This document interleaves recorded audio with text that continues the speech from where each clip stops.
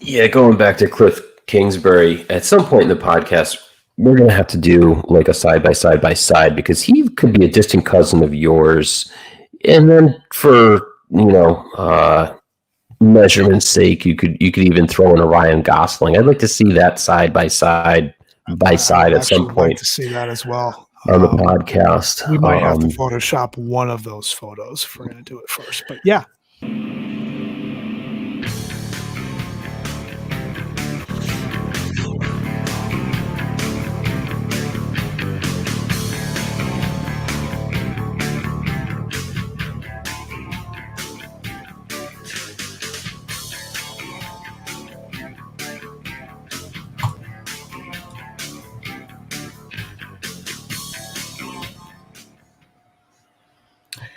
And we are live. Let's go. Welcome to the Dos Padres podcast. I am Major J. That's the Sundance Kid. Glad you could join us. We're here to talk about all things in the Boston sports scene this week. It's been a heck of a week. We got some Sox coverage to go over. Big game coming up for the Pats this weekend, Sundance. We've got a little fantasy segment we're going to debut this week. We've got some NFL picks. We got a special top 5 for everybody. Sundance, how you feeling? Feeling good.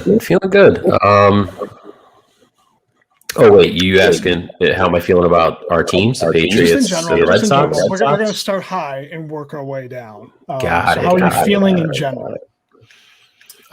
Feeling pretty good. I'm going with the Old English black tea this evening.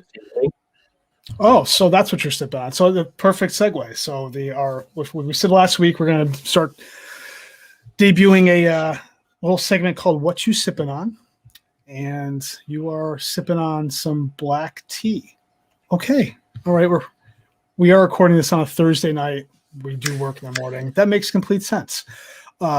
I, however, have gone a little naughty and went with a pumpkin ale. Ooh, Dogfish Head, I believe. Ooh. It's something. It is something. I'm actually glad I opened it at this point here at 10:02 p.m. on Thursday. Usually we're repping teams here. And are you repping any teams tonight as well? I'm repping Stone Temple Pilots. Oh, it's a little teaser to our later segment. Okay, all right. I went ahead. I'm repping Hartford Yard Goats. Are they in the playoffs? I couldn't tell you. I don't. I mean, I just like the hat.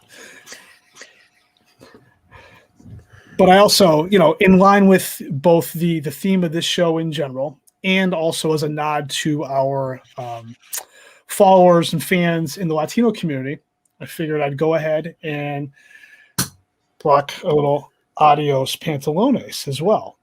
Because on these shows, you can only see everyone from the chest up anyway. You don't really ever know what's going on behind the scenes, kind of like with these work conferences calls. You never know. People throw on a shirt and tie and are rocking shorts and sandals. So Adios Pantalones seemed appropriate. Enough of the hijinks there. We can move on to our first segment. Sox. Well, it's been we went ahead and previewed the week coming up last week. Yeah. It's been a week. We rolled into coming off of last week's show. We were rolling into the weekend series with the Yankees, followed by the series with the Orioles. Sox were riding a 7-game winning streak. That was fantastic. Although at the time when we were recording, it was looking to end at that point anyway. But needless to say, things have gone downhill a bit. If you look at the standings now, which will actually bring those up. Yeah, Sox did lose, just lost to Baltimore tonight. So they got swept by the Yankees, dropped 2 out of 3 in Baltimore. I don't think this is up to date, but coming into tonight, they were behind the Yankees by a game. Seattle right on their heels, half game out. Toronto 1 game out. Boston losing this game, that drops them further. I believe Seattle's playing tonight. I did not see the Yankees-Toronto score, but that was tied last I saw until Aaron Judge might have put one out. But generally just not looking good. I don't really know what to say about this team at this point. If you're going to drop 2 out of 3 in Baltimore, at this point, you're going to go and play an almost equally terrible Washington team this weekend.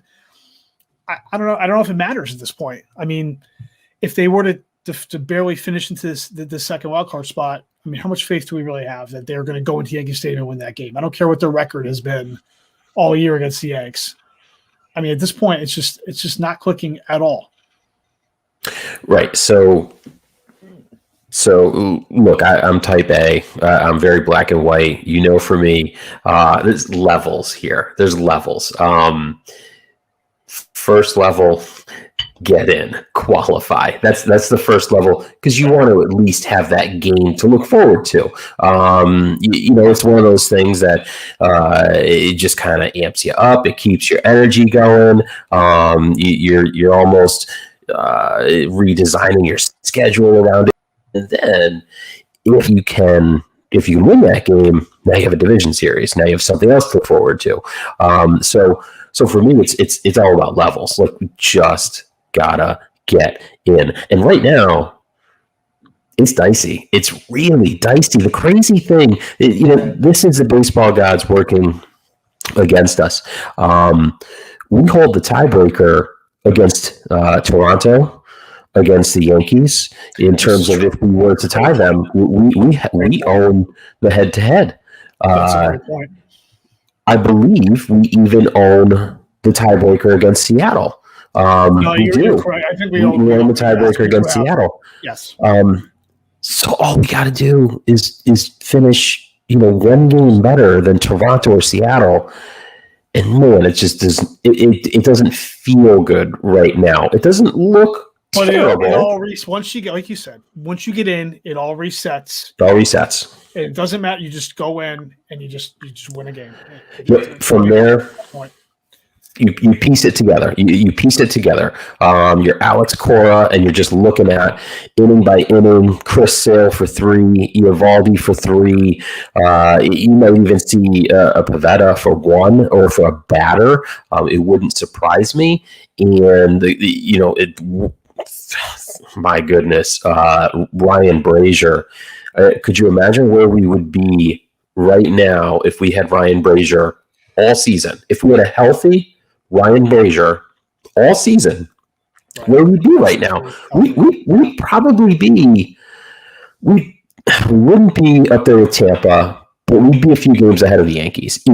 Easy. I'm sorry, but a 1-2 punch of Brazier and Whitlock out of the bullpen, and you're easily 3 games better than the Yankees. So again, just got to get in.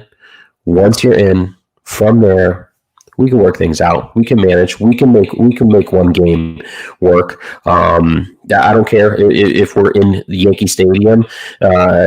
Just get on top of the Yankees quickly. Just get to Cole, get to him quickly, and we've shown that we can. So it's not as if we're going up against some incredible legend that is just unhittable.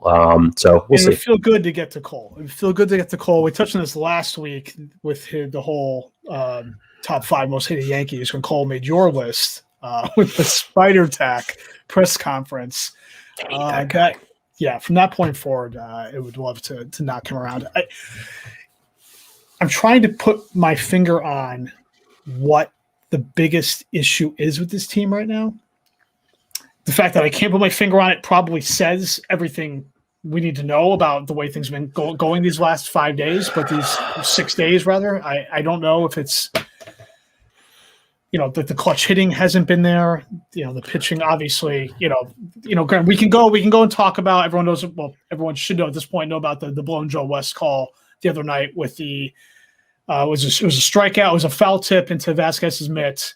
If anyone haven't seen it, 8th inning, I believe. Aaron Judge at the plate, Ottavino on the mound, 2-strike, foul tip into Vasquez's mitt, drops it on the transfer to it, clearly on the transfer to his hand. There was no debate. He caught it, went to transfer. It was ruled that it was foul ball. He dropped it. Right. And Judge turned around and laced the double to left center, followed by a Giancarlo Stanton home run, which ruined the entire game. And yeah, you got to make pitches, you got to make plays despite blown calls, etc.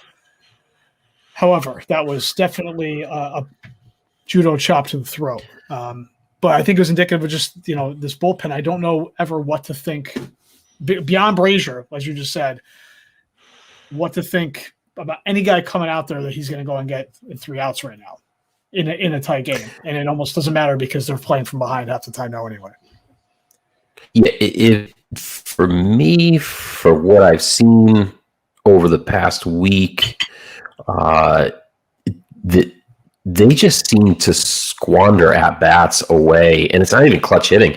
It's, coming up in the third inning against a no-name pitcher that you've demolished 2 or 3 times already this season, and for some reason, Kike swings at the first pitch, pops it up. Then that brings up, I don't know, Verdugo, who takes the first pitch, and then next pitch, he just pops one up to the catcher, and the next guy comes up and swings at the first pitch again. It's like they're not putting together good at bats. Period. Not even like from one guy to the next. They're not putting together good at bats one guy at a time. Right. It's they just take themselves out of at bats. Yeah. So for me, that's the biggest thing. The starters have been, aside from Eovaldi, who was crap against the Yankees last Friday, the starters have been pretty good. Not lights out, but good enough to win. The bullpen, this team with that lineup to be able to score some runs. And yeah. Come on, it's really the lineup that is. I hate to say, because it's what we thought the Yankees were, and really what they still are, which is all or nothing, and that's what it seems like these guys perform in that sense, game to game. Well, again, like I said, referenced earlier, as far as looking ahead, again, I don't have. I have to look it up what the score is as far as the Yanks in Toronto go. But looking ahead, we've got three in Washington. I mean, after dropping 2 of 3 in Baltimore, we pretty much. I don't want to say we need a sweep, but we kind of need a sweep. We can't. Seattle's playing really well, and I don't know how this team is doing it. They're doing it essentially with no legitimate starting rotation, but somehow they're there. Their best starter is probably Chris Flexen. Than all of 3. Like I think he's got 3.85 ERA. But they're just piecemealing wins here and just clutch hits. They're just, their bullpen has been really, really good. They made that deal for Diego Castillo from Tampa back at the deadline, originally to be their closer after they traded their closer to Houston, Kendall Graveman. Ends up being more of a 7th inning swing guy, but you got Castillo, Paul Sewald, Drew Steckenrider. These guys are shut down right now for Seattle and winning games in the late innings when their starting pitching is okay. And they're now getting contributions from their top prospect, Jarred Kelenic. They're I wouldn't say they're going out and hitting their stride or on all cylinders, because I don't know how many cylinders that team necessarily has, but they're doing something right. They're 9-1 in their last 10, and they're moving. So they're winning games. They're at home. They're winning games they need to win. They basically just knocked Oakland out of the wild card race. They're actually off tonight. They've got the Angels at home all weekend, and they're not going to see Ohtani. So that should, and it's interesting. I don't really know. I don't necessarily think they're gonna fade over the weekend.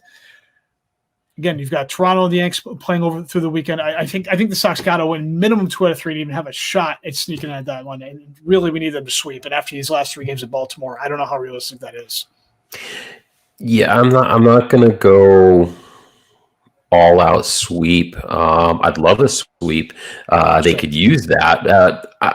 I'm gonna say 2 out of 3. I think if they win 2 out of 3, they at least tie with Seattle and they win the tiebreaker. It's interesting what you were saying before though about Seattle winning, 9 in a row. This is I don't remember where teams were so streaky. This is crazy. It's like the Red Sox have won 8 in a row. The Yankees reeled off 13 in a row. Look at the Cardinals. The Cardinals ripped off 17 in a row. And they carried that right into a playoff berth. It has just been really such an outlier for the season with all of these streaks that have come, and there have been valleys too. I mean, teams then just completely go into the doghouse and lose 7 in a row, lose 9 in a row. So in that sense, it's been pretty crazy. I'm not going to go all out sweep. I'll take 2 out of 3, and I think we get in with 2 out of 3. That's probably fair. I think realistically 2 out of 3 with a little bit of help, but realistic help probably will do it.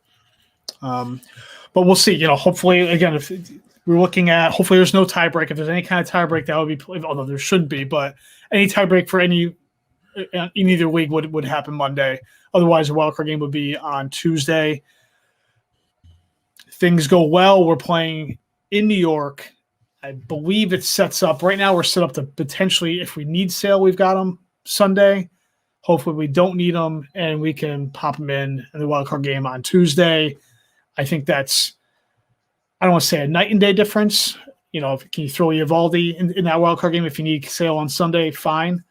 And I think the Yankees are essentially doing the same thing with Garrett Cole, like you said earlier. So, if they go to New York on Tuesday, and it's a must-win. I mean, it's not ideal, but it can be done. So, this time next week when we're talking, the outcome could run the gamut as far as what we're looking at. Yeah, to close it out, what's awesome about having Alex Cora as a manager of the team is, and I love this about Cora, he is so anti-old school. He is just all hands on deck, period. And a lot of guys have said that going into the playoffs, but they don't really live it out. Alex Cora, I don't care. If he thinks, if he thinks Bogarts can strike out, the Yankees' number 4 batter, he'll put Bogarts into the game to pitch. He doesn't care. I mean, he doesn't care if you pitched yesterday and threw 137 pitches. Be available today if the season's on the line. That's what I love about Cora. He's shown that, and just take 2 out of 3. 2 out of 3. I think that's where we'll leave the state of the Sox at this point. We will use that as a segue to move into our next segment. We're talking about the Patriots. We were feeling pretty good going into last weekend's game against the Saints. That didn't last long. That was rough. That was rough. Kamara is a stud. That dude, you can play with the best of them. Top 3 back in the league. Jameis did not come out. Not to say he played well, but he didn't. He acquitted himself pretty well in the circumstances. Yeah. He made an incredible throw, ill-advised, but incredible throw to the back of the end zone by that was called by Marquez Callaway for a touchdown. I believe he was actually chewed out by Sean Payton on the sideline afterwards for making that throw. Yeah. Which was kind of funny. Kind of like chew him out, then butt slap. Nice job. Do it again. But I just, Kendrick Bourne made a couple plays. Mac just, again, we talked about this. It was a tough defense. We knew the Saints were going to be tough. This was not going to be a gimme game. It was going to be a grind out game. I definitely expected more out of Mac, as everyone I'm sure did. We did not expect Mac to be the one throwing 3 interceptions. We assumed that would be Jameis, but I don't know. I'm definitely concerned about – I'm sure everyone is. This is not news. Concerned about this team going into this game this weekend against Tampa and Brady coming in, or potentially staring 1-3 right in the face at this point.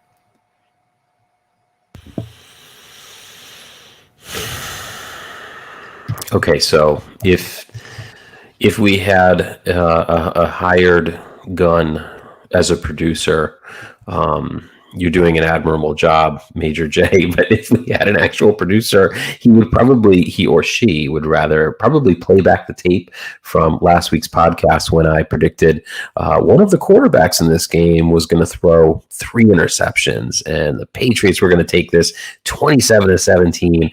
And which quarterback was going to?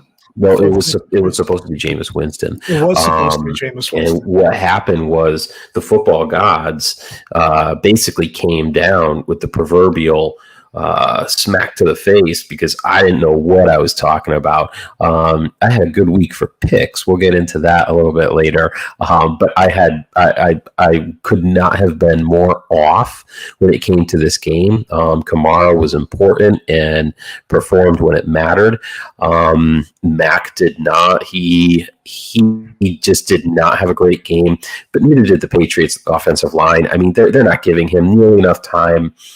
None. And I give Winston all the credit in the world. Winston did enough to win, and as Tom Brady has shown at times in championship seasons, throwing for 175 yards, a touchdown, and a pick. If it's good enough to win, it's good enough to win. It's good enough to win.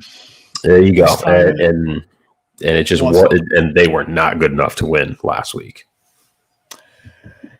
Yeah, I expected not that the Saints went out and definitively beat them, but I expected more from the defense. I definitely did. Yeah. To come up with plays when they needed to. It just seems like that defense in general just seems out of sync. We came into this season very optimistic off of last season. Then bringing in the guys they signed and brought in, new and old, coupled with the guys who were coming back from taking last season off, etc. We figured, all right, this is going to be a borderline shutdown unit, top 5 unit. These guys are, they're going to. This defense was going to support an offense that Mac is going to start to just get acclimated with, et cetera. It's not. They're not doing them any favors. No. As soon as the defense isn't playing up to what the expectations are, that's now more pressure on the offense. That's more pressure on your quarterback or on the rookie. And not take anything away from Mac. He is a rookie, and we've known we need to keep expectations in check with him. But we were also we're a Patriots fan base that's used to winning. And last season aside, we came into the season not necessarily expectation, but very hopeful. And starting again 1-2 now in the first 3 games with the Bucs coming in it's a tough pill to swallow right now. Sure. This is to be moderately successful this season. Finish 10-7, 11-6. The defense needed to be a difference maker, 110%. That was a given. That was going into this season. The defense is going to carry the day. This team will be defined by their defense. Nobody expected Mac Jones to go out and throw for 5,000 yards with 50 touchdowns. That was never realistic. You expected the defense to get a couple turnovers every game, hold teams to 14 points or less, and kick some field goals and win 17-14, Bill Belichick style, old New York Giants defensive, stances. And we're not getting that. Lawrence Guy is not doing anything on the D-line. I'm really sorry. I love Kyle Van Noy. I love his energy and his attitude. He hasn't done much. Hightower is just not even there at times. Barely there. He's barely there. And Winovich, he really had some moments his rookie season, and they're just kind of pigeonholing him into a third down player, and he's not making any type of difference. So, you look at this upcoming week's game against Tampa with Tom coming back. Uche has to be healthy. I know he had the back issue last week. They need to generate some type of pass rush against the Bucs. And again, perfect lead into preview of this weekend. So this game coming in Sunday, obviously there's all the fanfare, the hoopla, etc. for Tom coming home. I'm sure he's going to get a rousing ovation, and It's going to be all fun to start. Welcome back, Tommy. And then it's going to be, let's go to work. And how do we beat this team? You know, their receivers, Antonio Brown off the COVID list. You've got 3 great starting receivers that they're going to have to contend with, which, you know, their corners, I think, can contend with them well enough. But again, it needs to work in tandem with that pass rush. They need to generate some kind of pass rush, whether it be natural or with, you know, scheming, blitzes, etc. Van Noy's got to get home. Uche's got to get home. Winovich has got, you know, these guys got to get through. Gotcha's got to get through the middle. You know, the Tampa doesn't necessarily have a great run game. I mean, you know, Ronald Jones has not moved mountains. Leonard Fournette has shown flashes. He's been there, but you know, last week their run game was Gio Bernard catching passes out of the backfield. He may not play. He had a knee injury on his touchdown catch. But we know this teams can score points. The question is if the defense can even hold this team, say, in the low 20s, which I think would be great for Brady and those receivers, can we even score that much? Right. So two-sided coin here. Two completely forget the coin. This is just a problem. This is an issue. So, how do you score against Tampa's defense, which you know, their D line is very good. Their corners are not so much. I don't expect Richard Sherman to play in this game, and even if he does, I don't care. He's going to be coming off, you know, the street. So that's not a big thing for me.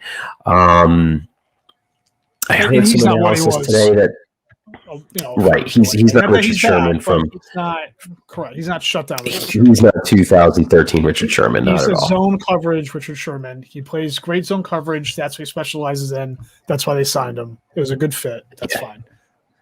There you go. And he's come on. He's going to try to ride, you know, Tom's coattails to another trophy. So we'll see what happens there. But some analysis I heard today said, you know, maybe the best thing to do for Mac is to spread them out. Literally get every wide receiver the Patriots have on the roster on the field at the same time. N'Keal Harry comes back this week. Quiet down there. All the cheering for N'Keal Harry coming back off IR. You're right. So, you know, does that make sense?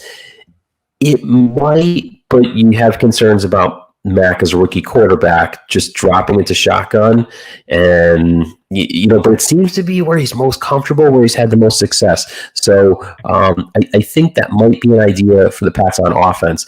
On defense against Brady, you know, you can't just load the box. You can't send the house, you know, the blitz all the time. I mean, he's just going to pick you apart from that perspective. So it's almost maybe taking away the middle of the field, and to your point, forcing them to hand the ball off very similarly to the way, you know, they used to play Peyton Manning. You know, we're going to try to take away the middle of the field, and you know, you could take your shots down the field on the sidelines, but those high percentage throws up the seams, we're going to take that away.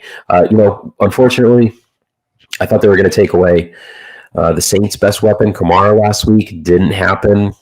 I don't know that they're able to take away, you know, the Bucs' best weapon, because there happens to be like 4 of them. I mean, you can take Gronk out, you got to deal with Godwin. You could take Godwin out, you got to deal with Antonio Brown. You know, they have, you know, Cameron Brate. I mean, just all over the roster. This is going to be a tough game. And that's a great point. What weapon is Bill going to decide, or is he going to decide that there's one player that he just, you know, that he's gonna take out of the bracket coverage? I don't think so. I don't think he's going to try to take away a part of the field. Yeah, I think he's going to just try to take away a part of the field, because again, you can't hone in on any one player. So I think the again, I'm not Bill Belichick, and I've never coached any type of football game at any level. But just by looking at the way the game is designed and the weapons that Brady has, you try to take away parts of the field. And that's probably their best bet, is to, you know, force them into passing to the sidelines. And it makes you wonder too. We used to hear this as Patriots fans in the past, how this is going back to the Pats' role with the Giants. The key to stopping Brady is pressure, get in his face, pressure, and that's how we get to him. We used to hear that off and on for years. That's the way to get to him. So I almost wonder if that is legitimate, if again it goes back to relying on the back end, the secondary, to hold those receivers long enough for a rush to get home. And the key though is for those rushers to get home. Like again, to your point, those receivers are basically you got Mike Evans, you got Chris Godwin, you got Antonio Brown, you got Gronk to the middle, Gronk fighting the back thing. I'm sure he's going to play, whatever. All those guys, I think we have the defense on the backside is good enough to hold them briefly to just get enough time. Yep. But the key is it's going to be a very small window, and those rushers need to get there. Because if they don't, then Brady's going to find the guy in the intermediate areas or whatever. He's going to pick them apart. Overall, obviously don't feel great about the game. This feels like the type of game, and this feels like homer talk, I know, but it feels like the type of game we're coming off of this ridiculous loss to New Orleans. It's so big. Okay, this team finds a way to keep it close, scratching, clawing, making plays here and there, etc., and making this more of a game. I believe the line last I saw was 7. I have to bring up the lines, but last I saw was Tampa by 7. I do think the Pats can play within that. I'm not expecting a victory. I'm expecting them to play them somewhat tight, keep it a game, not get blown out. I don't know that realistically they can pull it off. I'm not saying they can't. I mean, anything could happen. Teacher comes in and beats student, so to speak. I don't know, but I'm not expecting a victory. Yeah, we're in total agreement there. I can't even pull this one like out of a hat, in terms of like an upset special. It's too many things have to go right for them to be able to do that, and I don't see that happening. Exactly. So I'm going to hope for a strong October out of our Pats, and see if Belichick is worth his salt. Because if he is, he goes 1-3 in September and goes 3-1 in October, and at that point, you're really just going week to week, November, December, early January. Right. And to touch on that point, this will be our last point here. We can move on instead of beating the point. But in terms of the schedule coming up, actually bring it up right here. We've got Tampa Sunday after that. So even if we presume a 1-3 start after that, Houston, home to Dallas, home to the Jets. And then you get some tough games again with the Chargers, Carolina, Cleveland. But you've got 3 games, at least after the Tampa game. You potentially have 3 games that you expect to be competitive in and potentially win. So I think, we'll see how this weekend goes. But at least after that, we've got hopefully what would be considered a reprieve. Yeah. All right. I think we will move on to the next part of the show here, which this is going to be a debut for us. Our Fantasy 5 segment. We did not get to do anything fantasy related last week, but we're going to roll into it this week. This is really just for anyone's listening. Essentially, this is just going to be 5, not necessarily anything in any order. It's going to be ads, drops, trades, general thoughts or feelings on players, any conglomerate of that. Just my general feelings on 5 players or situations going into the weekend. Sundance, I know that you're not necessarily a big fantasy guy, but I appreciate you hanging in there and taking it in. You're more than welcome to jump in as needed. But to go ahead and jump in and start, my number 5 is Josh Gordon. Wow. Don't add him. Don't do it. Don't do it to yourself. Don't do it to your kids, to your family. Don't do it. We've been down this road. If you play fantasy, I know you're either shaking your head, you're nodding, you're throwing your hands up. We've all been there. Josh Gordon has not been relevant since 2013. legitimately relevant. His blow-up season was 2013 in Cleveland. Since then, he's had some flashes. Yeah. Granted, we all know his situation, his backstory, and out of the league. We obviously wish him best, including when he was here in New England.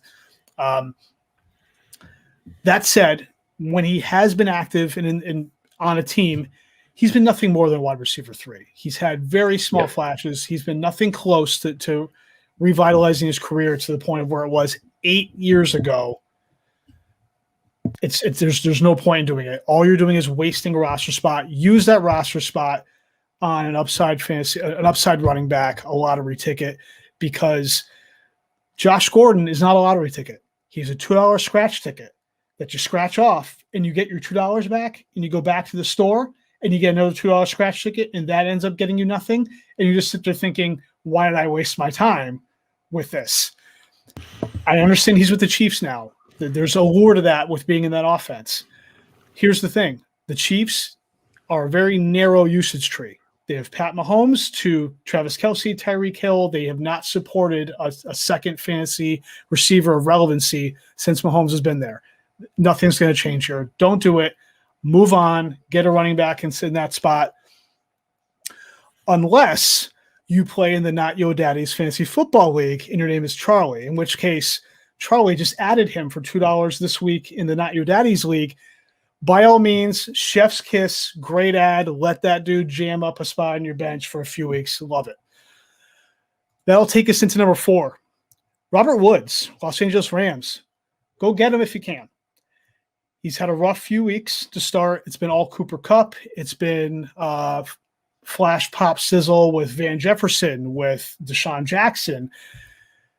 Folks, it's frustrating. I get it. He's not returning the value that we expected when we drafted him in the second round, third round, hoping to be a fringe wide receiver 1. I get it. He's not going to return that value. Don't give up on this guy now. Okay, big game against Arizona this weekend. There are numerous reasons why it's too early to give up on him, and I understand why you want to. He's in a fantastic offense. He's got an all-world quarterback right now in Matt Stafford. Robert Woods has a track record. He's been there. He's done it. He's not one of these guys that has been out there that we're hoping and praying is going to finally come in, like a Mecole Hardman with the Chiefs, and it never happens. He's been there. He's done it. The track record is there. Starting this weekend with the Cardinals, potential high-scoring game. Over-under on that is like 55. The ball's going to be flying all over the place. If you don't have Woods, go make a necessarily low ball offer. Go make an offer. Try to get him. If you've got him, hold on to him. Give him the week. Number 3, Lamar Jackson. If you don't have him, go trade for him. And I know that sounds dumb and maybe possibly cliche because he's a top 5 quarterback. It's somewhat obvious, but if you don't have him, go get him, because 2 of the 3 weeks he's been, I don't want to say somewhat pedestrian, maybe 20 plus fantasy points. He's had one blow-up game in the middle. This guy's getting receivers back. Boykin and Rashad Bateman are coming off of the PUP list, or the IR rather. He's going to have receivers. Things are going to get better.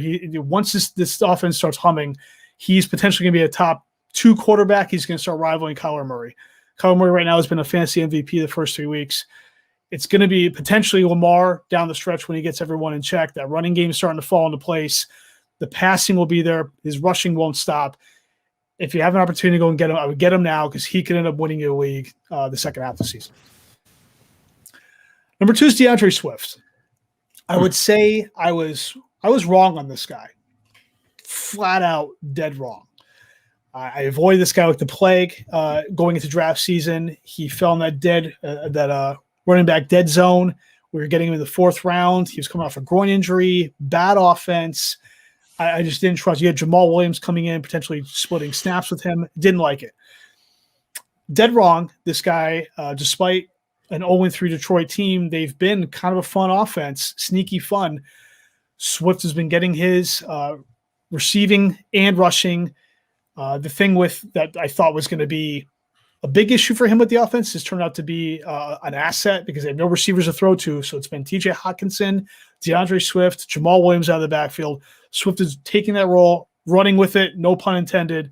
If you drafted him, golf clap to you. I would hold on to him. He potentially could win you the league, or be a league winner. If you have an opportunity to go after him, I'd buy high. I'd buy high on him at this point because I don't think there's any stopping this guy. He's Alvin Kamara light. DeAndre Swift, number 2. And then we're going to finish up with number 1. Trey Lance. This one's going to be a little out of left field, but I think if you have an opportunity to add Trey Lance, hopefully from the waiver wire or as a free agent right now, do it. Or if you can get him cheap in the trade, do it as well. I think first off, San Francisco 49er offense, Kyle Shanahan, the guy's a mastermind. I don't question anything out of the 49ers camp when it comes to talent. Garoppolo, starter right now. He's bought himself some time with an easy schedule. He's played okay. They've had some packages made up for Lance here and there to work him in, goal line, etc. I think that's going to expand as the next month rolls along. I do believe at some point, week 7, week 8, Lance is going to end up getting this job from Garoppolo and run with it the second half. Again, no pun intended. Again, these quarterbacks who get the rushing production, we know they're a cheat code. Lance can do everything. He's in a great offense. I think this guy, absolutely, if you can get him, if you're have a need for quarterback, go and get this guy. He potentially can also be a league winner down the stretch into the playoffs. And that's it. That's your spiel. That's my fantasy 5. Good stuff. Dropping some knowledge on us. All right. I'm trying. We're gonna test this out, see how it goes. Week to week. But I'm just sitting there throwing out my general thoughts. Take them or leave them. These could all crap the bed, and I could get hammered in comments. By next week, and that's fine. Let me have it if I'm wrong. But this is the way I'm seeing some situations. And I wanted to put it out there. Just give my viewpoint. You've won a few fantasy football leagues in your time. We're not here to brag. We're not to rattle them off. I generally have a good past when it comes. The last I've been playing for 20 plus years and some moderate success. So we'll maybe not a ring for 6 or 7 fingers like Tom Brady does, but you've won some fantasy football leagues. There's a 3-peat in my past as well. Yes. So anyway, we'll move on, but I just wanted to put that out there for you folks. I think that's a good segue. We can move right into our picks. Pick time. So, week 4 Padres picks. Here we go.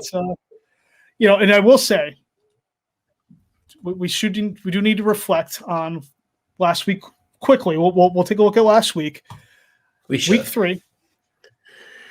I went what normally would be a nice 10-6. I'd feel great about 10-6 against the spread. I'd be like, I need to go and actually throw some money down. I'm feeling pretty good. You decided to swoop in, pissy face and all, with an 11-5 week. Which puts us on the season. You are up 1 game. We're both having great 2 week stretch so far. You're up 1 game. We'll see what this week brings. Hopefully, we still have yet officially to settle on a prize for the winner for this. So we need to get to the bottom of that. Like I said, a nice bottle of something tasty, a libation. Yep. Perhaps I treat you to a steak dinner, maybe an old 96er. Who knows? We'll figure that out. And update everyone on that, I think. Yeah, there you go. I think we have about 1 more week to go where this is going to start to really get serious. So I agree. And the next week, we're going to come up with that. All right. So that leads into our week 4 picks. We'll go ahead and bring up, we were using a DraftKings Sportsbook for our lines because it's easily accessible and it's always fun. So as we see, just for posterity again, we were not going to go over and do a review or preview rather of Jacksonville, Cincinnati. We went ahead and made our picks. I did take Jacksonville getting 7 points. You had Cincinnati giving 7. Cincinnati has apparently gone up 20-14 with 13. That's interesting. This game was 14-0 when we started recording. So that's bully for you. 20-14. Technically, I'm still in the mix there with 13.5 to go in the fourth quarter. But we'll go ahead and start with Tennessee at the Jets. Tennessee giving 6.5. This is an interesting game. I'm going to go ahead and lead off with this one. Tennessee coming in, giving 6.5. The Jets, look, the Jets, we know the Jets. The Jets were your upset special last week, failed miserably at Denver, coming home. Things are not looking right for this team at all. On offense, Wilson feels all over the place. Elijah Moore, their rookie, third-round rookie out of Ole Miss. He was concussed in that game, wasn't doing much to begin with. So basically, it's Zach Wilson, Corey Davis, a conglomerate of running backs in the backfield, and pray is essentially what they're going on right now. Tennessee, see that they're hitting the stride a little bit. They win that big comeback against Seattle a couple weeks ago. Come back down to earth a little bit. This game for me, Tennessee's dealing with major injuries in the wide receiver position right now. A.J. Brown pulled his hammy in the first 30 minutes of last week's game, didn't come back. He's not playing this game. Julio now has popped up. Julio Jones has popped up on the injury report as well this week with some kind of hamstring injury as well. That's up in the air whether he's even going to play. I think they're kind of keep staying close to the vest with that one. If he does play, he's probably going to be limited. Julio has a history of these types of issues. So now you're looking at Ryan Tannehill with a who knows who of receivers. Nick Westbrook Ahene, not pronouncing that correctly. Josh Reynolds, I think, isn't even cleared to play. Chester Rogers, an Indianapolis castoff. I don't know. I think the Jets have not looked good. They obviously have offensive line issues. They have issues everywhere. Tennessee's coming in. This is to me, this is an easy, not easy, but I'm absolutely taking the Jets with the points on this. I'll take Tennessee. Those Jets let me down big time last week. Say anything more. Recency bias. I can get behind that. Okay.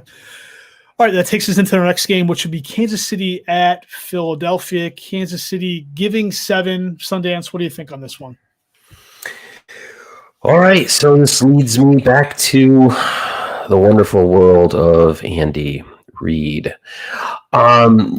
Again, I don't see Kansas City completely, crapping the bed for 3 or 4 weeks. You probably heard on some radio shows, read some articles. What's wrong with Kansas City? Oh my goodness, how could they start the season off 1-2?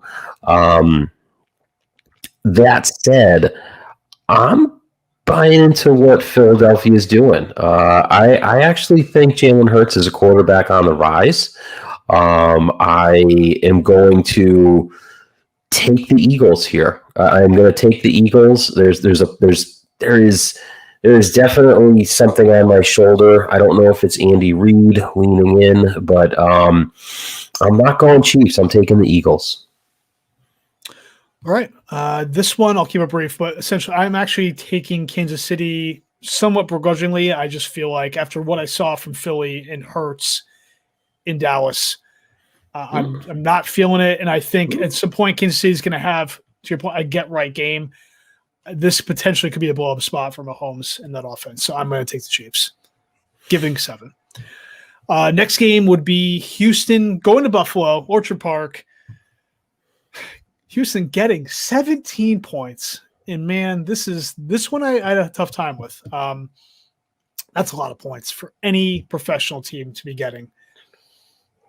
I understand why. Houston is an absolute mess, especially with Tyrod Taylor down at quarterback.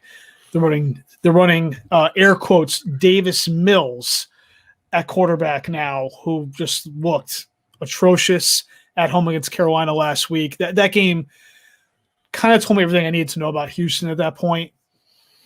Buffalo's rolling, man. They went and just destroyed Miami. They're starting to lock in. Offense is rolling, and that's just without Stephon Diggs even rolling yet. He hasn't really gotten moving yet, but Allen's picking it up. Offense at home, I hate laying this many points because it's just a recipe for disaster. Houston's just so bad. I'm actually going to take the Bills giving 17. I should have learned a lesson last week with the Jets. But I'm going to take Houston. That's too many points. That is a tipped ball here. That is a fumble there. And Houston goes up 10-0 in the first quarter, and you start looking at that little ticker across the board because you're not watching the Houston Buffalo game, but you're watching the ticker, you're checking your phone, and you're just like, you got to be kidding me. You've got to be kidding me. I respect the heck out of Buffalo. They're the real deal. They absolutely are. But they're not a juggernaut for points. I don't expect them to keep it up. I'm gonna take Houston with the points. All right. I can't argue with that pick. Next, we have Carolina going to Dallas. Dallas giving 4. Sundance, what do you think here? This is a tough one, I think. This is good. This potentially good. This could, there's a lot of great games, I think, on this slate. This is one of them. Yeah, this is a phenomenal game. I always start with the head coach. I just do. I just believe very strongly. I don't believe that in basketball. I don't believe that in MLB. But in the NFL, your head coach makes a significant difference, 110%. Matt Rule seems to have gotten out of his own way and figured things out. I think the Carolina defense is going to play well. Dallas has certainly got playmakers all across the field,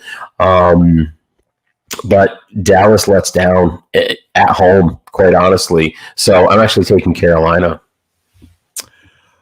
We're on the same page with that. Carolina getting points. I think that defense is just that defense came in this season with no expectations, and they are just running. Like they are all over there, everywhere, all the time.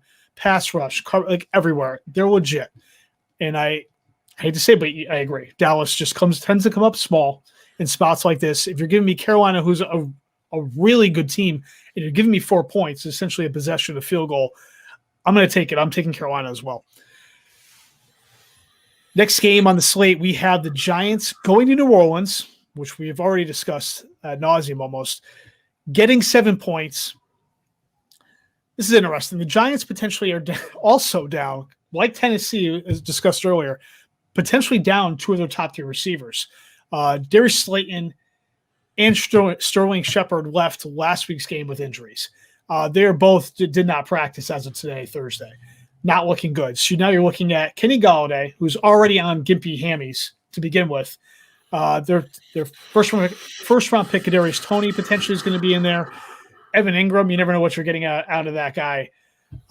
This is going to be a tough one. Grant, you have Barkley, who did finally kind of get going against a bad Atlanta defense last week. Rolling into New Orleans, I again don't think New Orleans necessarily is locked in. But they showed me enough last week against the Pats that I think them at home with the Giants team that I think could lay an absolute egg here. I'm taking the Saints giving 7. Yeah, not me. Total trap game for the Saints. Give me the Giants. Giants pick up their first win of the season. They got to get it at some point. I'm sorry. I don't see the Giants going 0-17. I don't think they're as bad as their record. I do believe in the old adage, you are what your records are. But I don't buy that right now. I don't think that they're a good team. I don't think they're 0 for bad. I really don't. So I'm going to take the Giants. All right, so that brings us down to Detroit at Chicago. Not an exotic game by any means, but also going to be a good game, sneakily. Detroit getting 3, going to Soldier Field. Dan, this is actually your game. What do you think? So what's the points here? What's the points? Chicago's giving 3, but being at home, that essentially means they're fine. This is neutral because the 3 points is essentially, your home team gets 3 essentially is the difference. So, which is interesting, Detroit being 0-3. So again, another 0-3 team. If you look at Detroit and their 3 games, they are improving each week. I'm going to take Detroit with the points. The Bears, if that's in the NFL, it's definitely Chicago. I mean, they don't know what they want to do at quarterback. So for me, I'm going to take the Lions all day. They're getting better. Dan Campbell is I think, in the long run, going to prove to be a decent head coach. Not a Hall of Famer. He's certainly not, a George Halas or a Bill Belichick, but I think he's going to prove to be a good head coach in general. And I like the Lions in this game. I pretty much am in line with you across the board there. I was not a fan of Dan Campbell upon his hire. I've softened that stance a bit. This team, Detroit, is not – it sounds silly to say, but they're not a terrible 0-3 team. They're nowhere near as bad as I expected them. I think everyone expected them to be coming into the season. They're not good, but they're not as bad. I'm not going to lie. Originally, throughout the week, I was taking Chicago on this, giving the 3 only because I really felt – and I still think it's leaning this way in terms of the quarterback situation, leaning back towards – a second straight start for Justin Fields. I know Matt Nagy's been playing coy with that. Understandable throughout the week, not wanting to give up any information. And I do think he was taken a little out of context when he went out and made a statement regarding all 3 quarterbacks are potentially in play for this week. And I think that was health pending with Andy Dalton's knee. Fields is dealing with the hand thing. Foles is there, etc. Dalton did get back to practice today, still practicing with a bit of a limp on the knee. I do expect Justin Fields to start. There has been rumors about play calling. Fields is not ready. He is not ready for the. Here's the thing: I don't know how much of it is Fields and how much of it is the combination of the offensive line. And we don't need to go too deep into this, so we can move on to the next game. But a lot of last week was on Nagy and the play calling. They have a bad offensive line. Justin Fields is they drafted as such a mobile quarterback. They put him out there as a pocket guy. They scripted no RPOs, no movement. They put him out there straight up, taking behind center, all plays, recipe for disaster. They're talking about play calling, moving to offensive coordinator Bill Lazor, which can only help because Nagy's not doing them any favors with the play calling. I do think Fields will come back and potentially have a much better game than we saw last week. That said, this is more about Detroit. I think Detroit plays well, goes into Soldier Field, potentially could win this game. I'm not going to make it my upset special, but I am actually going to take Detroit with the points. Moving on. Cleveland going to Minnesota. Man, I swear Minnesota was in this exact same spot last week. Getting 2 points at home last week against Seattle, this week against Cleveland. I'm going to say it right off the bat. I'm taking Minnesota again with the points. They're not great defensively, but they're playing well offensively. Kirk Cousins is balling right now. He's absolutely balling. Andrew Madison actually stepped in very well for Dalvin Cook last week in the backfield. Dalvin Cook expected to be back this week. Both Thielen and Jefferson are balling out. They've got a third receiver right now in KJ Osborne. Again, Cousins playing out of his mind. I think they can absolutely keep pace with the Cleveland. I know Cleveland's going to come in, try to grind down, use those running backs to slow this game down. But that over-under, 51.5 is pretty high for a Cleveland game, which to me says they're expecting points to be scored because they're going into Minnesota. If we're talking about points being scored, he's improved. I've changed my stance on Baker Mayfield. That said, I don't see Cleveland going and winning this game on the road. I'm taking Minnesota with the points, not making it upset special because it's so close, but I'm definitely taking Minnesota with the points. No, give me Cleveland all day. Myles Garrett. Cleveland is a team of playmakers that finally has a coach. They finally have a coach. Kevin Stefanski, he's a good coach. Absolutely. I'm gonna come on. He's going back to Minnesota all day, every day. I'm gonna take Cleveland. Oh, little revenge game narrative, Dan. Kevin Stefanski revenge game. The revenge game of the week. All right. We'll see, but that's something. Okay. Next game. This is gonna be Washington at Atlanta. When we talked earlier about this being a great slate and a bunch of great games, this was not included in that mindset. Despite the fact that anyone who knows me knows that I am a Falcons. I'm not even a closet Falcons fan. I am a Falcons fan. I wear it like a scarlet letter. A scarlet letter. It's a red A on my chest. I get it. Whatever. Yeah. This one's tough for me. I went back and forth on this one. You know what? Atlanta at home, getting one. I'll take the Falcons, not because it's a homer pick, just because I think Washington is something's not right with them. The defense is not there like we thought they were going to be top 5.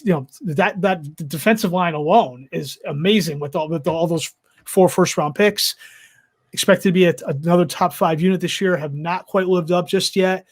Obviously lost Fitzpatrick. You've got Tyler Heineke stepping in, looking decent, but something's not clicking. Antonio Gibson hasn't been what I think even us in the fantasy community thought he'd be. Something's just not clicking, not right. So at this point, I'm just going to take the home team. I think Ryan's going to find Kyle Pitts to get involved a little bit more finally. Ridley's going to get involved a little bit more. They're insisting on getting Cordero Patterson involved with Mike Davis. I think just simply being at home, they'll go ahead and take this one. I'll take Atlanta with the point. Scarlet Letter, huh? Well, you got your old New England novels mixed up because we're on the heels of October, and as I texted you earlier today, we're going into Crucible season. So, Goody Proctor, get it straight. We are on the same page here. I am going to take the Atlanta Falcons as well. I have minimal analysis. These are 2 teams that interest absolutely no one. I'm just gonna take Atlanta. All right, fantastic. Just as an aside, anyone who's listening or watching, you go ahead and you can put down in the comments if you're someone who even recognizes any of those references Sundance just made. If you do, please let us know. Like, comment. I'd be curious to see how many folks show up down there. Moving on, next game, Indianapolis at Miami. Indy giving 2, so Miami giving 2 at home. Dan, this is your game.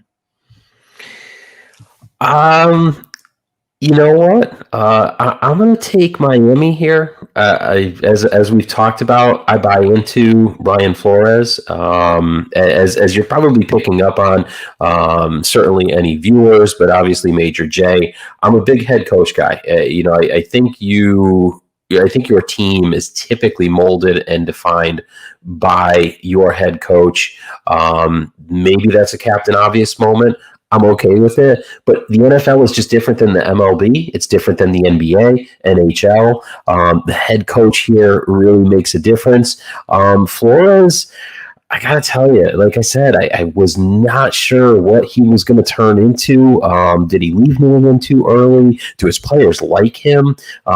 Is he kind of two-faced? You heard some Van Noy comments when Van Noy was sent packing.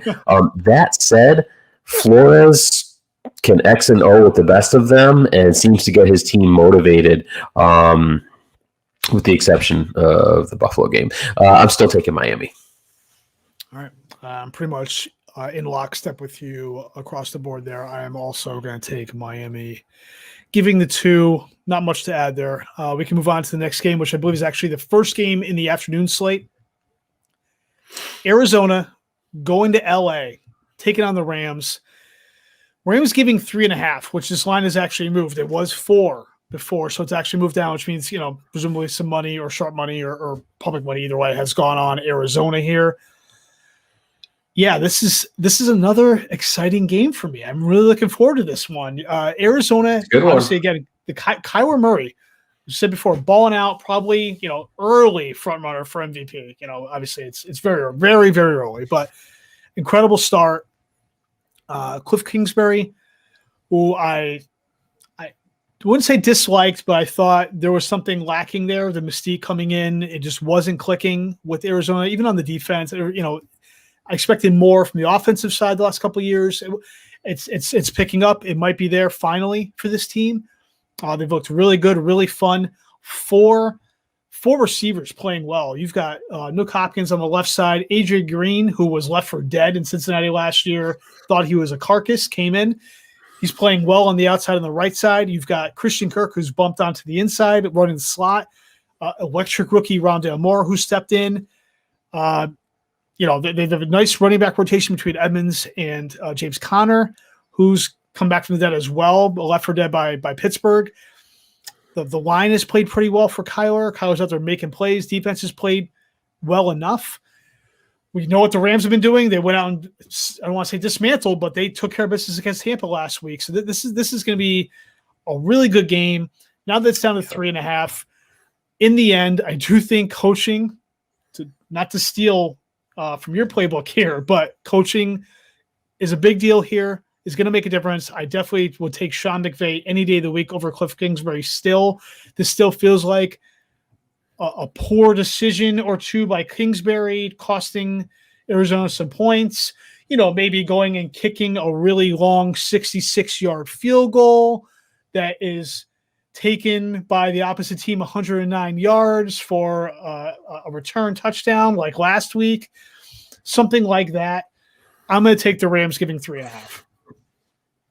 Yeah, going back to Cliff Kingsbury, at some point in the podcast, we're going to have to do like a side-by-side because he could be a distant cousin of yours. And then for,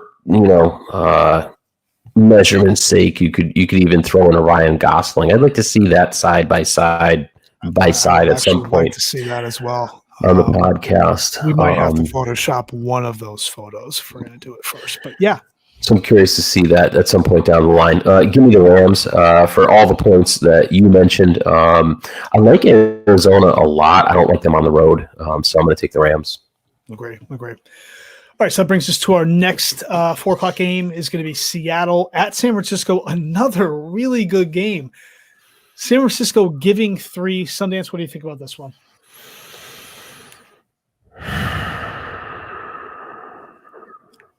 This one Seattle could. I hate betting against Russell Wilson.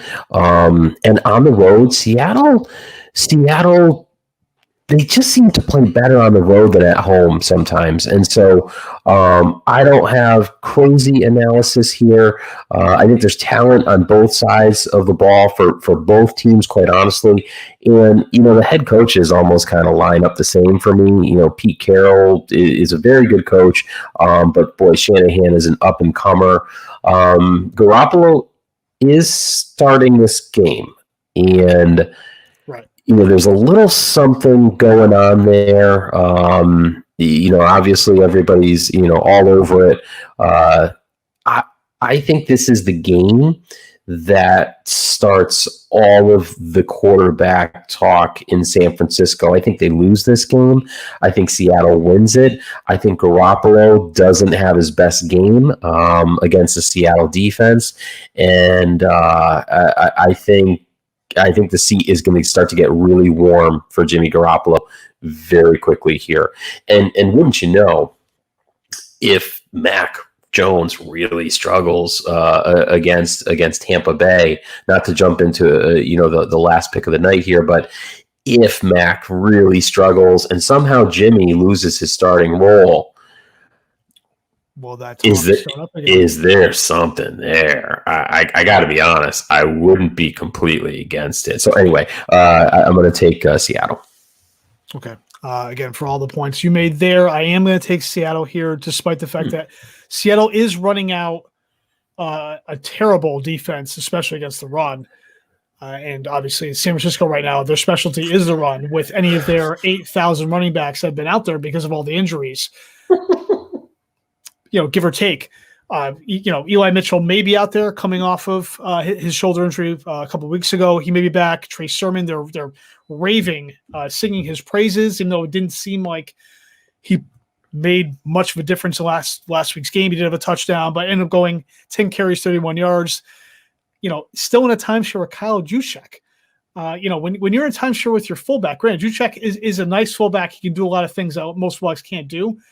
But when you're still in a timeshare with your fullback, I'm not buying in necessarily that you're ready to emerge, but they're singing his praises. Mitchell will be back. They're going to presumably lean on the run game. I'm frankly just not going back to the Russell Wilson stuff. I don't see him allowing this team to go down a third week in a row. I don't see it happening. I'm definitely taking Seattle with the 3, and we'll see what happens. Next game is going to be Pittsburgh going to Green Bay.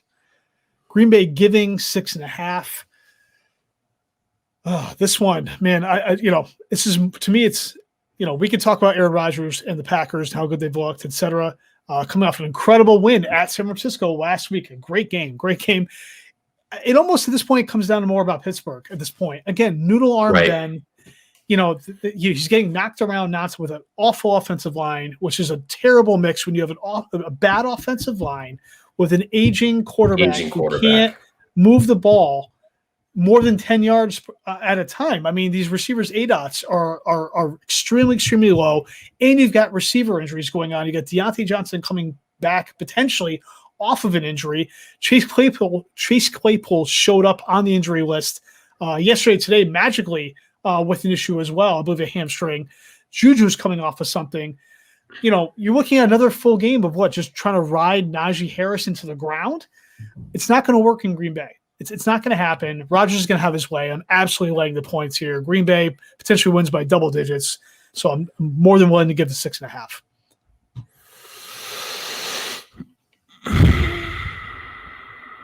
Green Bay, yeah. Right. Green Bay. There's nothing more to add there. Pittsburgh is a mess. It speaks for itself right now. Is it over for Roethlisberger? Does it really end this way? You'd hate to see.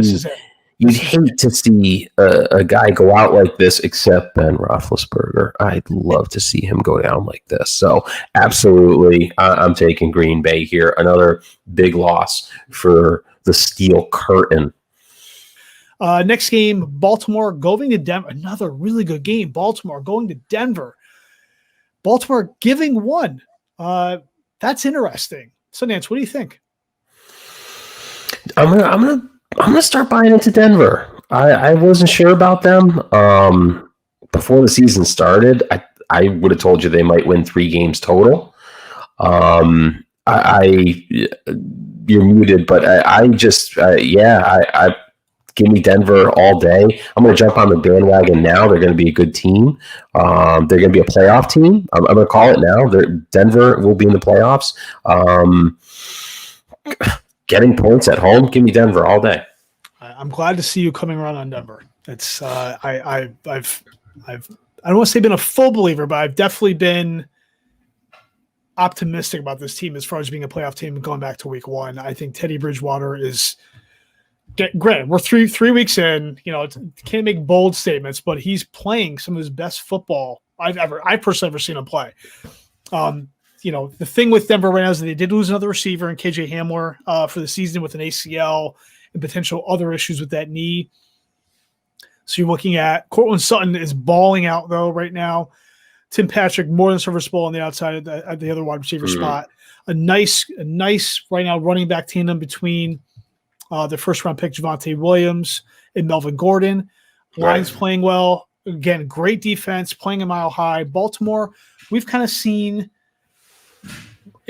both sides of them. We've seen them play really well. We've seen them kind of really be lacking. Last week, they should have won much bigger at Detroit last week, if not for 3 massive drops by by Marquise Brown. He's not Hollywood right now. By Marquise Brown. Again, this just touch back to the earlier fantasy segment with regards to Lamar Jackson. His numbers would be much higher had Marquise not dropped blatant touchdown passes with him last week. Otherwise, we'd be talking about him again being neck and neck with Kyler as the number 1 quarterback. This is a tough game. I'm with you. I'm gonna take Denver. I'm gonna bank on the defense at home, getting a point. I'm gonna take it. I do think these teams are pretty darn even. So if you're telling me you're giving the home team a point, I'm going to take Denver at this point. That brings us into the big one, the big game, Sunday night. We talked about it earlier, Tampa at New England. New England, so this line was 7, now 6.5, money coming in on New England, presumably. I'm going to go ahead and, begrudgingly, I'm going to take New England with the points, not because I expect them to win, simply because as we went over previously, I expect them to play the game, play this team, grind them out, play them somewhat close to the end. Hopefully they can play them within a touchdown. I'll take New England with the points, biting my lip. I don't know where this money's coming from that it's getting laid on New England heavy. That's shocking to me. This game has 38 to 7 written all over it. Tampa has way too many weapons. Tom has proven that a lot of New England's success over the years had to do with him. I'm not going to say that it's decided at this point. I'm not willing to say that Belichick can't win with another quarterback. But the stars do not align this weekend for the Patriots in any sense. I'll take Tampa all day, every day, unfortunately. Unless Mac opens up with a 50-yard bomb to Kendrick Bourne and J.C. Jackson gets a pick 6 in the first quarter and the Patriots jump out to a 14-0 lead, I just don't see it. And that's the only way the Patriots have an opportunity to maybe hang in there. I'm Tampa all the way. All right. I mean, I can't argue the point, obviously. All right, that takes us into our last game of the weekend, Monday night. Last week we discussed the Raiders, if they were for real. Well, they're going to have another chance to prove it going into L.A., taking on the Chargers. Raiders getting 3.5. It's an interesting game, as I'm still not completely buying into the Raiders as a whole. I'm buying into David Carr. Derek Carr. Derek Carr. You could buy into his brother too. He's a pretty good announcer. He's doing well online on TV, but no, Derek Carr. I'm buying in. He's playing well. I still just don't buy into Gruden. The team's playing pretty good defense. The linebackers are playing well. Denzel Perryman's all over the field. Chargers went in and made a statement against Kansas City last week. They made a statement. Like, granted, Kansas City's defense is just wretched, but you got to take advantage of it. Justin Herbert did that. Mike Williams has stepped up and become a top 10 receiver this year. Joe Lombardi, the new offensive coordinator, essentially he came from New Orleans, has flat out just said Mike Williams is this team's Michael Thomas. Michael Thomas, our world receiver for New Orleans. He's hurt now, but top 5 receiver there. Mike Williams has stepped up and become that guy for them. Still have Keenan Allen, Austin Eckler out of the backfield. O-line is really stepping up and playing well, protecting Herbert. Defense is good enough. I think this is the week that the Raiders – I don't think this is a slam dunk, but I think this is the week that Raiders show they're still not quite ready for prime time. I'm going to take the Chargers, giving 3.5. Yeah, I'll take the Chargers too. I don't think the Raiders are quite for real. They might be a playoff team, but I'm not sold on the Raiders by any stretch. You brought up a lot of really good points. Chargers are hard to defy right now. Good young quarterback who does not get talked about enough. He was talked about a lot last season, but this season with all these rookie quarterbacks and the Brady thing, and Aaron Rodgers has had a couple of games. My goodness, I can't even think of his name right now. That's how disrespected the Chargers quarterback is, but he's young and he's good. And Herbert, and I think he's going to be around for a long time. He's going to be a good player. I'll take the Chargers. All right, that definitely puts us head to head a lot more this week than the previous 2 weeks. So again, I think that that's going to be reflected in our records coming out of this week to see who's really going to pull ahead for the yet named prize at the end of the season. All right, Sundance, that wraps up our Week 4 Padres picks. That brings us into our last segment. A fun one, I think. We're going to move out of some sports, a little pop culture.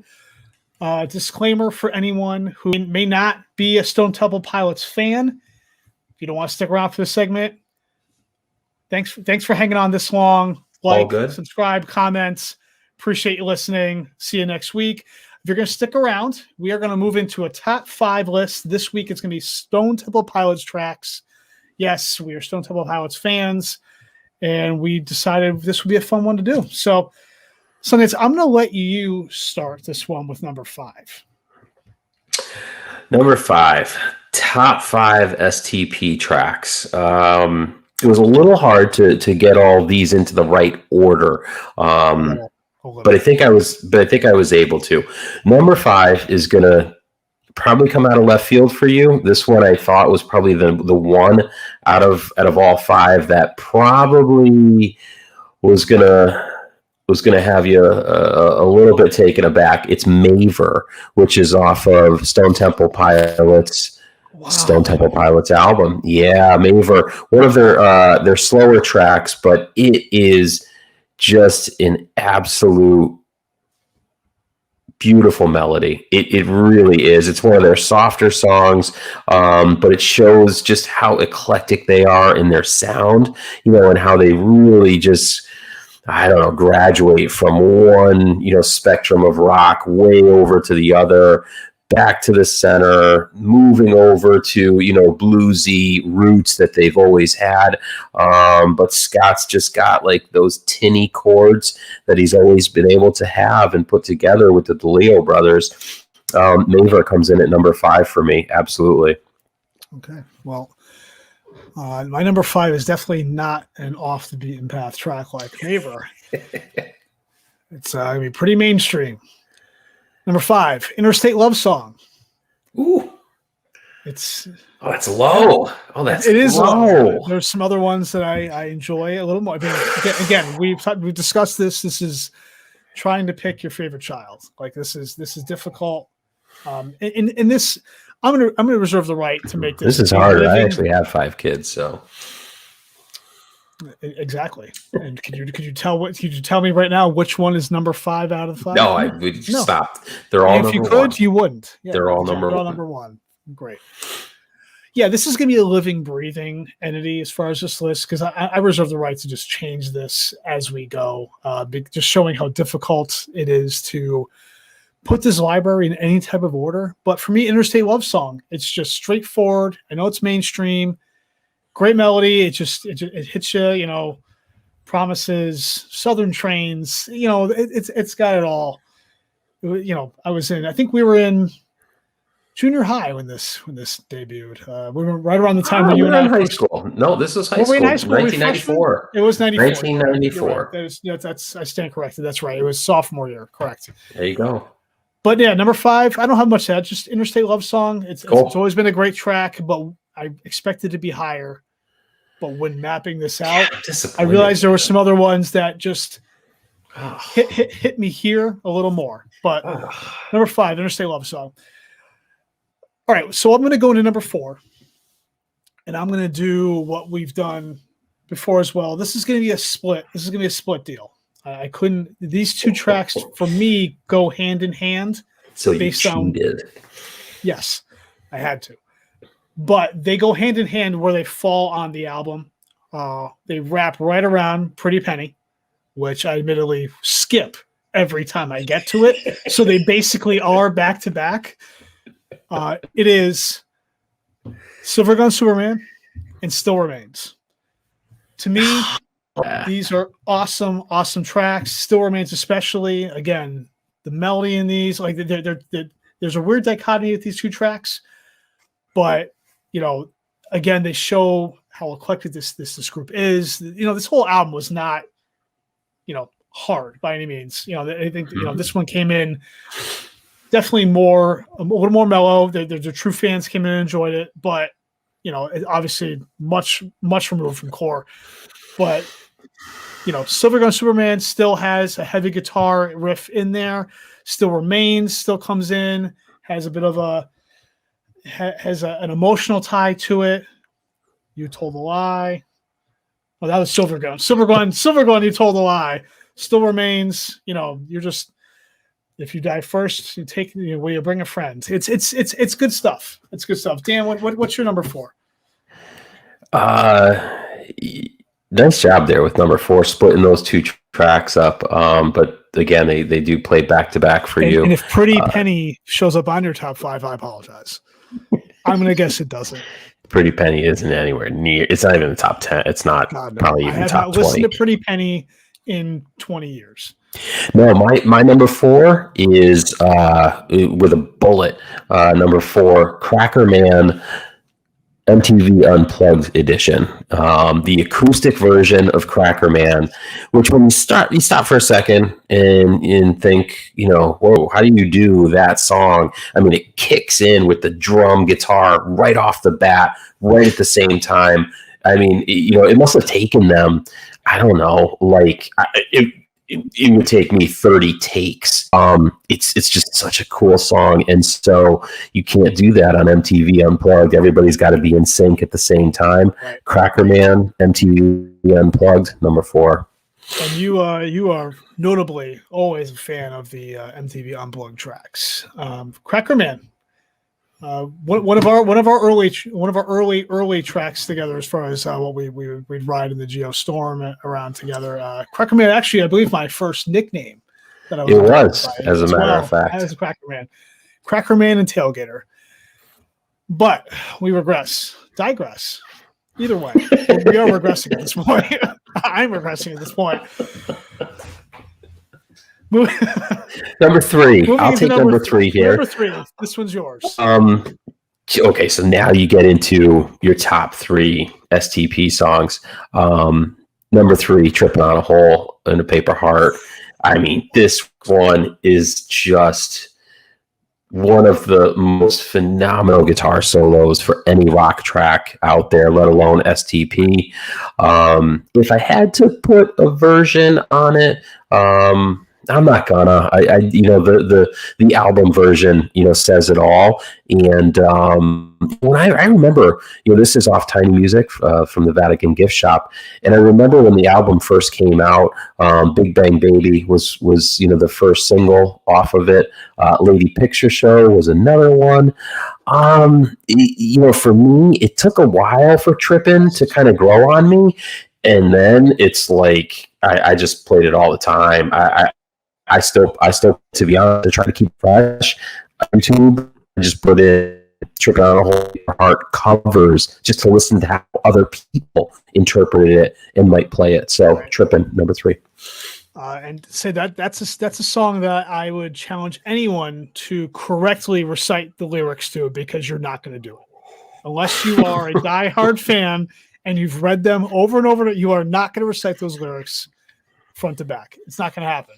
Again, I challenge you to do it. If you think you can, put it in the comments below. But eat your salad, deathbed, motorcades, black heart, like that. Yeah, something. You got me. Exactly. It's fun to scream it. My number 3, again, somewhat mainstream. Big Empty. Absolutely love the giant crash on the chorus. Big Empty going into Conversations Kill. Absolutely hammers it, both the live acoustic, any version. It's essentially all one the same, given the way the guitar falls in it anyway. But that's a song that just, for me, I liked initially. But as the years and years wore on, I found myself just really emotionally getting into the lyrics and off the Crow soundtrack, by the way.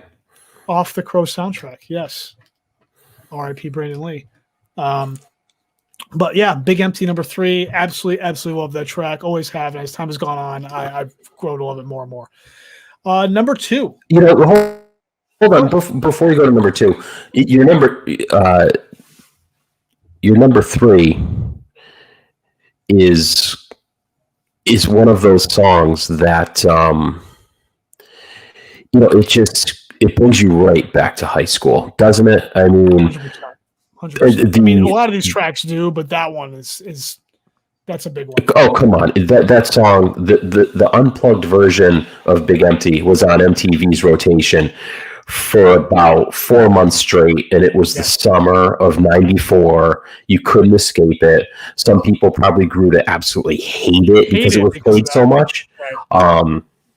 I thought it was phenomenal. Loved it, and it's just one of those songs that in your mind, in your memory, brings you back to a certain time period. So 100%. Yeah, good choice. Number 3.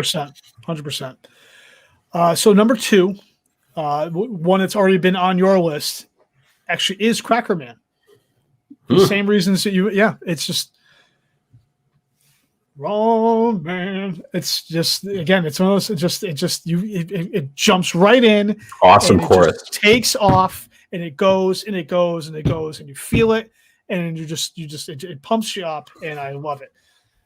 Not that I go in the gym and start going crazy because I'm throwing weights around because I'm listening to Cracker there, but I think it's no gym song. If it were more well known, it'd be a big stadium song, at sports venues. But it's just not as well known. So I agree. 100%. What's your number 2, Sundance? My number 2 is Interstate Love Song. That is iconic. That is absolutely 110%.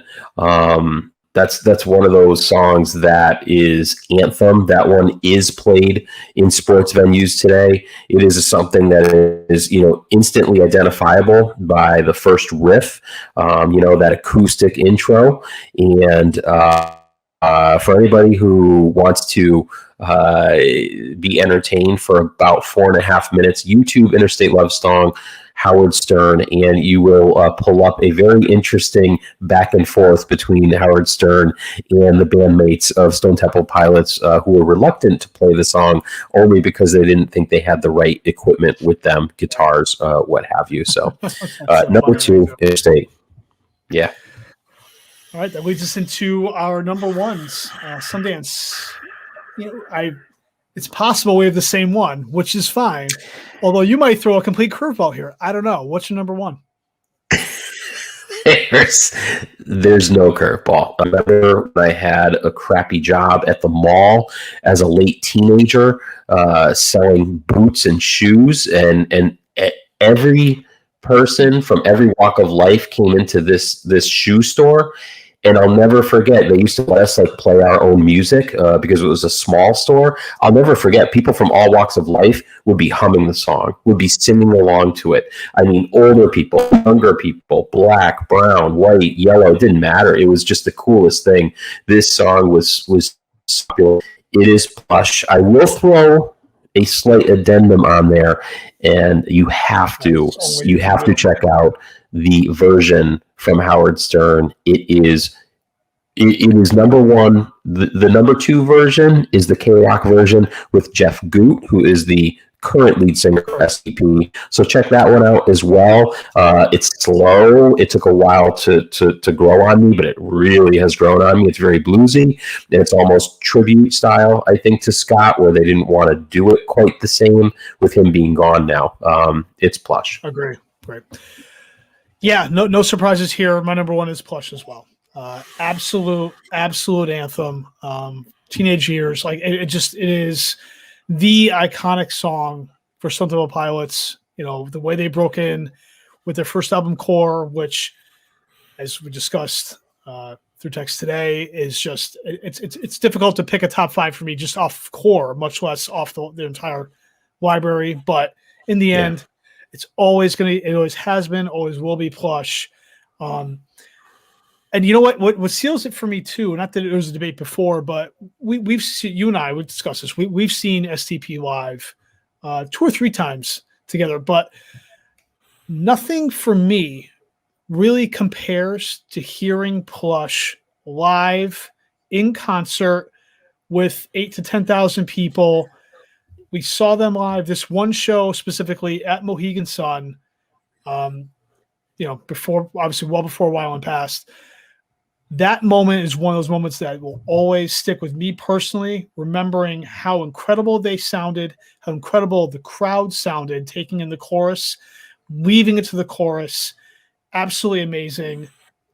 And you know how I am when it comes to my concert anthems. I mean, granted, even Coldplay's up there, and we've talked about that. But this goes even beyond Coldplay. You see how excited I used to get about Coldplay live. STP plush live, hands down, great live band. Things I've ever heard. There's no denying that for me. Nothing will take that away. Plush is always gonna be number 1. That was written in pen when we started this exercise, and that was it. Everything else was craziness, but plush was always going to follow after that. Yeah. So interesting as we close out this segment, just really quickly, some songs that did not make the cut. First of all, nothing off of the number 4 album. Nothing, not Down, not Sour Girl, not Atlanta. No. None of those made the cut. No. Vaseline did not make the cut. Vaseline's a great song. There's a great breakdown of the musical side of Vaseline on YouTube that you could check out. Dead and Bloated. We didn't get Dead and Bloated on here, which is another classic track. Yes. Yeah. Honorable mention. I had a few. I had a few honorable mentions as well. This was very difficult for me. Dead and Bloated, absolutely on there.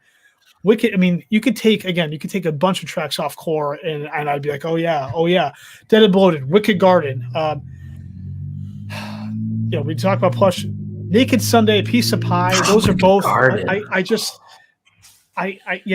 Even Where the River Goes for me is fantastic. Yeah. It's just that one hits when it hits. Trippin' was also really, really tough for me to cut, but it was right there for me as well, which was tough. Kitchenware and Candy Bars. Kitchenware and Candy Bars, the last track. That's the one I alluded to earlier that I thought would sneak into your top 5. God, you would talk about that one and the car rides to Westfield State. I had a feeling that was going to sneak in. That's a tremendous song. Oh, that one is so phenomenal. What's their second album? Purple. Yeah, it's the Purple. Last track. Purple. Yep. Agreed. No, but we could go on all night about this. We've talked about it, but we probably should just end it there. But I think at this point that pretty much wraps everything we've got for tonight. We're running at about an hour and a half. I think it's time to kind of bring to a close. Yeah, we got a big weekend. In the end, just big weekend for the Sox coming in. Big weekend for the Pats with Tampa Bay coming in. We'll see what happens. We'll circle back. We'll record next week. Come back with you some thoughts on this weekend and a look forward. That wraps it up. We are the Dos Padres. You can find us, as you can see on the ticker below, on Instagram, on Twitter, @2 Padres Pod. On YouTube, if you're watching it there, like, comment, subscribe. We'd love to hear from you. We're also going to be audio versions on all the main platforms, Anchor, Spotify, Apple, and Google Podcasts. If you're going there, listening there, please rate and review. It's all part of our world takeover. We just want you to join us for the ride. That's the Sundance Kid. I'm Major J. We're the Dos Padres. Hasta tus sueños. We are out. Go Sox.